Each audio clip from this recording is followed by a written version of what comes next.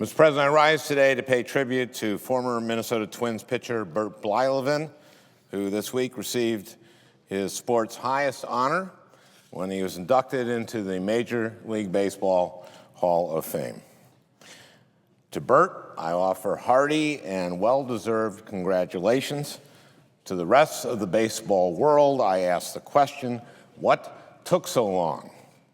In the 14 years since he first became eligible for the Hall of Fame, we in Minnesota all assumed that with his rare talent and Hall of Fame numbers, Bert was a shoo-in, and for many of those 14 years, he was considered the best player never to have been inducted.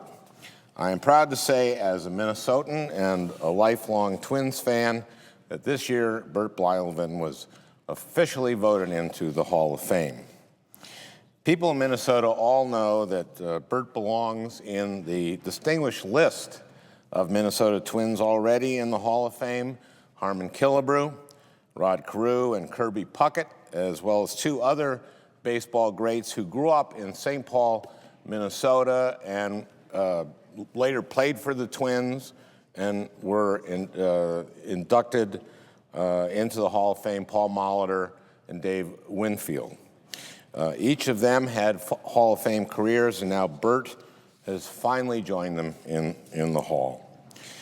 Bert pitched 22 seasons in the major leagues, 11 of them for the Twins, but he also took his talents to Texas, to Pittsburgh, Cleveland, and California. During his career, he won 287 games. He struck out an amazing 3,701 batters, and is fifth on the all-time career strikeout list. It's more career strikeouts than pitching greats Tom Seaver, Walter Johnson, Bob Gibson, Greg Maddux, Cy Young, or even his boyhood idol, Sandy Koufax.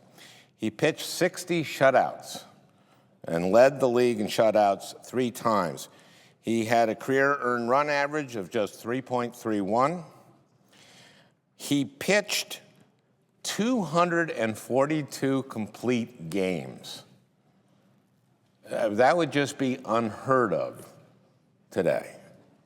He played on 2 World Championship teams in Minnesota with the '87 Twins and in Pittsburgh. And for Twins fans, we all know Bert as a major part of that 1987 Twins World Championship team, which we all revere for finally bringing a World Championship to our state. And then we won it again in '91.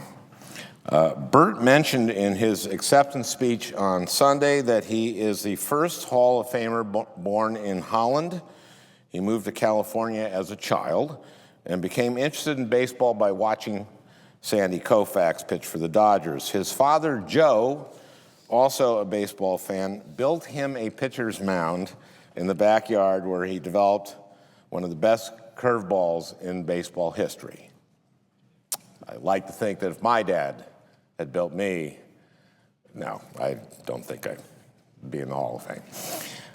Bert finished his playing career in 1992. In 1996, he rejoined the Twins in the broadcast booth, where for many years he and Dick Bramer have become familiar voices to Twins fans all over the upper Midwest.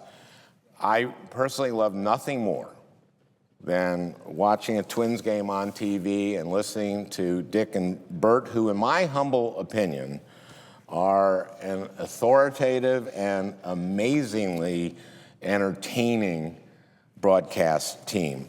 During broadcasts, Bert has created a phenomenon using his telestrator where Twins fans, whether they're in Target Field or on the road, hold up signs to catch Bert's interest, and then he will circle them. There is no higher honor for a Twins fan than to be circled by Bert, and every game is packed with fans holding signs that simply say, "Circle me, Bert." It was great to see that Bert was joined at Sunday's induction ceremony by his wife Gail, their children, Bert's siblings, and his mother Jenny. During his speech, Bert spoke about his father Joe, who died in 2004 of Parkinson's disease, saying, "I know he's up there right now looking down." And in memory of his father, Bert and his wife Gail started the Circle Me Bert website to raise research money for the National Parkinson Foundation, Minnesota. That really says volumes about Bert Blyleven. And Bert is just known in Minnesota for his dedication to other charities and to the community there. So once again, Bert, as a lifelong Twins fan, thank you and congratulations. After 14 years of waiting, you are hereby circled by the Major League Baseball Hall of Fame, where generations of fans from Minnesota and around the country and around the world will know of your career and your amazing contributions to the game of baseball and to the community of Minnesota. Mr. President, thank you very much. I yield the floor and would suggest the absence of a quorum, and maybe also put in a word for Tony Oliva, and then also suggest an absence of a quorum.